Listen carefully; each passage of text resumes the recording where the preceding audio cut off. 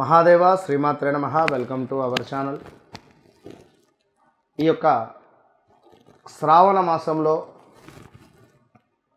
August 15వ తారీఖు నుండి మనకు పక్షము అంటే ఈ 15వ తారీఖు నుండి 30వ తారీఖు వరకు ఏ విధమైనటువంటి గ్రహ సంచారము మరి యొక్క గ్రహాల మార్పు వల్ల ఏ రాశుల వారికి బాగుండబోతూ ఉన్నది, ఈ 15 రోజులలో ఏ విధమైనటువంటి అద్భుతమైనటువంటి మార్పులు ఉన్నవి అనేటువంటి విషయాన్ని మనం తెలుసుకునేటువంటి ప్రయత్నం చేద్దాం. అయితే ఒక మాట, ముందుగా ప్రేక్షకులు మీరు జన్మించినటువంటి సమయం కావచ్చును, ఆ డేట్ ఆఫ్ బర్త్ పుట్టిన సమయం ఏదైతే ఉంటుందో దాన్ని ఆధారంగా చేసుకొని చూసుకోవడము 100కు 90% పర్ఫెక్ట్గా ఉంటుంది, అక్యురేట్గా. పేరు బలం పట్టి చూసుకోవడము అది కొంత అక్యురేట్గా ఉంటుంది. కనుక మరొకటి, జన్మనామం వేరు, మీ యొక్క వ్యవహారిక నామం వేరే ఉంటుంది, అట్లా కూడా ఇబ్బందులు ఎదురవుతుంది. కనుక మరి ఏ రకంగా చూసుకోవాలి, మరి మన లగ్నం ఏమిటి, మన నక్షత్రం ఏమిటి, మన లగ్నాధిపతి ఎక్కడున్నాడు, ద్వితీయాధిపతి ఎవరు, ఏ లగ్నం అయితే ఉంటుందో వారికి ద్వితీయాధిపతి ఎవరైతే ఉన్నారో దాన్ని యాక్టివేషన్ చేసుకోవాలి. దాన్ని యాక్టివేషన్ చేసుకుంటే ధనపరమైనటువంటి ఇబ్బందులు ఉండవు. మీరు దాన్ని యాక్టివేషన్ చేసుకోకుండా ఇబ్బంది పడితే ఎవరు ఏం చేయలేరు. కనుక సింహరాశి అనుకుందాం, ద్వితీయాతో కన్యను యాక్టివేషన్ చేయాలి అంటే ఏమిటి, బుధునికి సంబంధించింది ఏం చేయాలి. అదేవిధంగా మకరం అనుకుందాం అంటే కుంభము వీరికి ద్వితీయాతు. సో ఇట్లా ఏ రాశుల వారు లగ్నం ఏమిటి అనేది చూసుకొని మనం ముందుకు వెళ్ళడం వల్ల విశేషమైనటువంటి ఫలితాలు కనబడుతుంది.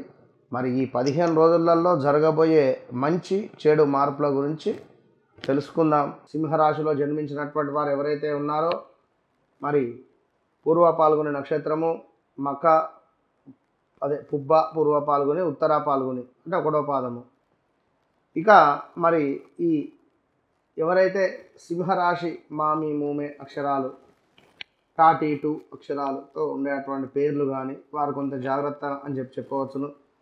ఇక మరి యొక్క ఆగస్టు నెల 15వ తారీఖు తర్వాత మనకు సూర్యుడు, బుధుడు, శుక్రుడు, కుజుడు యొక్క మార్పు వల్ల జరగబోయే విపత్తులు, రాబోయే అద్భుతమైనటువంటి విషయాలకై మరి చూద్దాం.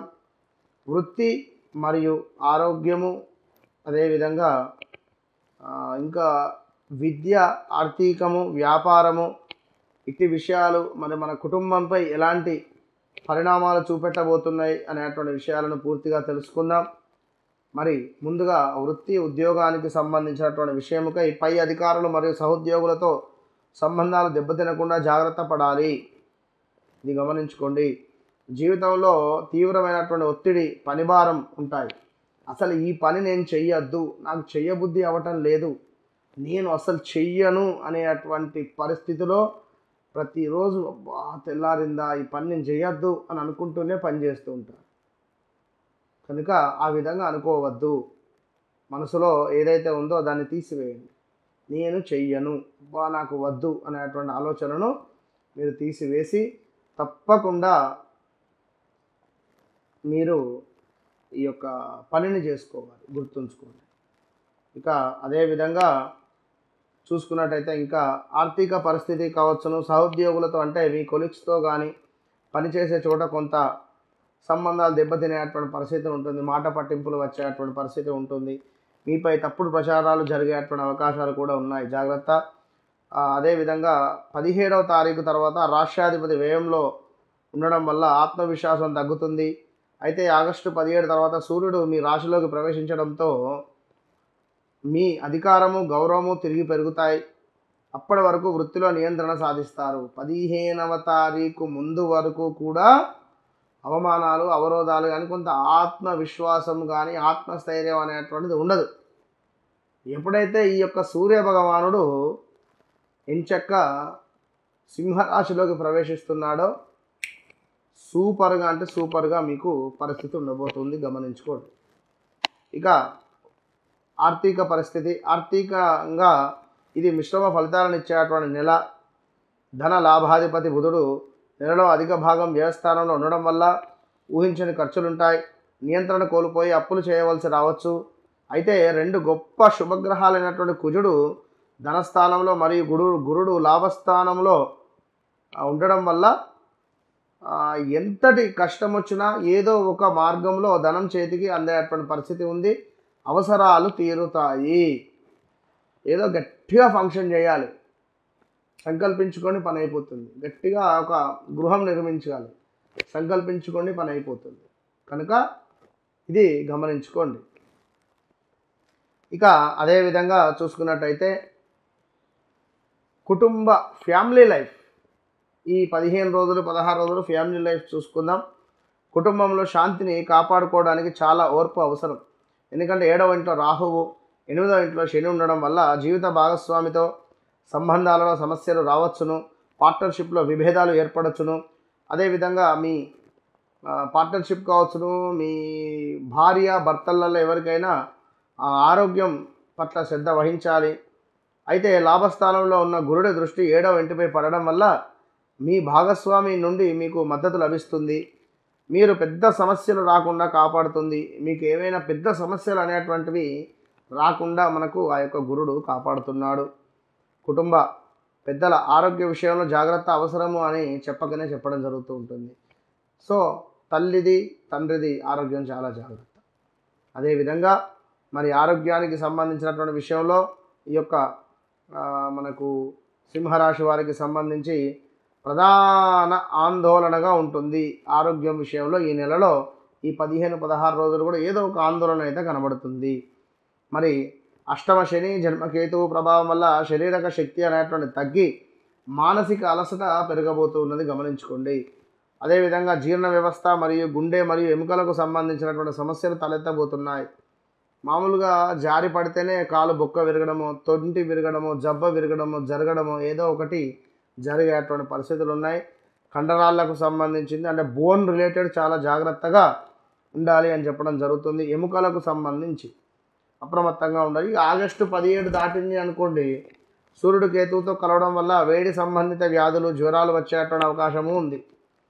ఇక సూర్యుడికి కేతువుతో కలవడం వల్ల ఏం జరుగుతుంది, మనకు ఇక్కడ గ్రహణ దోషం ఏర్పడుతుంది.